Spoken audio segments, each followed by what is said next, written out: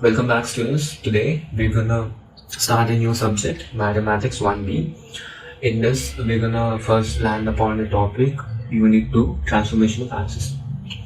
Let's have it in a briefer manner than the last video because I wanna make you guys understand in the shortest span of time so you can revise properly before the exam. So, transformation of axis. This is the unit 2 you have in 1B after the locus.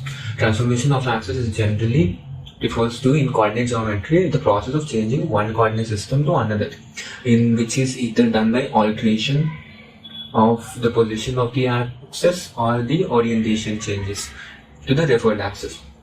So there are two types through which transformation of axis in the coordinate geometry is done. Basically, the first type being translation of axis and the second one being rotation of axis. These are the only two topics which will be covered in the entire unit. Learning these two would be enough for the unit to be aced in exams. So the first topic is what we're going to concentrate on this video, translation of axis. Oh, my bad for the mistake. Translation of axis is the process in which geometry where the origin of the coordinate geometry is shifted to a new point without the orientation, I mean the direction of the axis remains same and is parallel to the original axis. I know you can't grasp it in a definition, so we're gonna go to the graph. Through the graph, we're gonna understand the definition better. After we are done with the graph, we're gonna come back again and learn the definition better. So here is the graph. 1 second. Yep. So in the graph, when we have the old axis and the new axis. In the question, it's majorly the old axis is given and the new axis we have to point and draw it off. So this is the old axis, y, x, and this is the new axis. In the new axis, we're gonna name it x dash and y dash. So when question comes, they ask you to plot a point. So if we plot a point on the graph here, this is an old point, we call it P x comma y.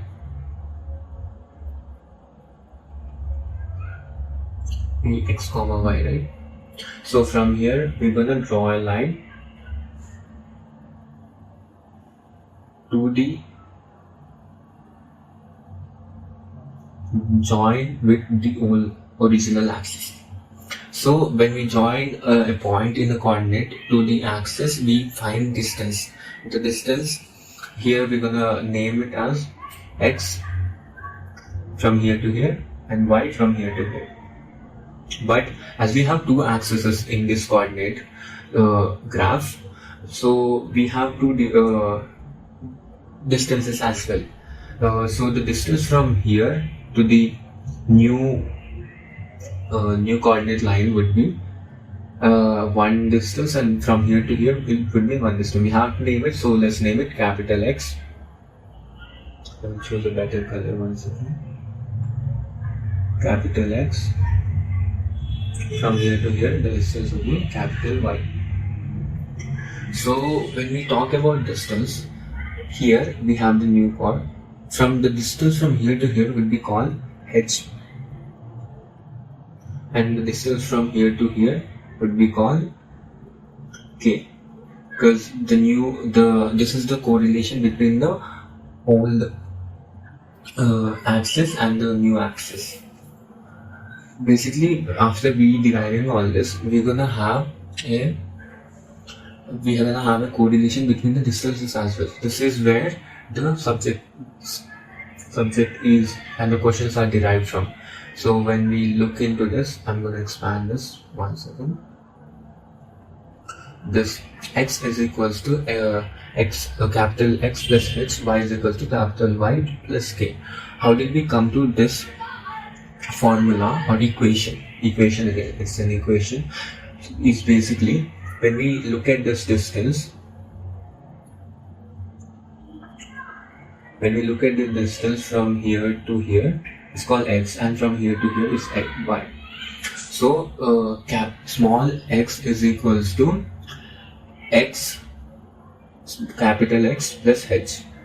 This plus this. And when we talk about small y, capital Y plus k, because the distance from here to here is k. Here's how we form the equation.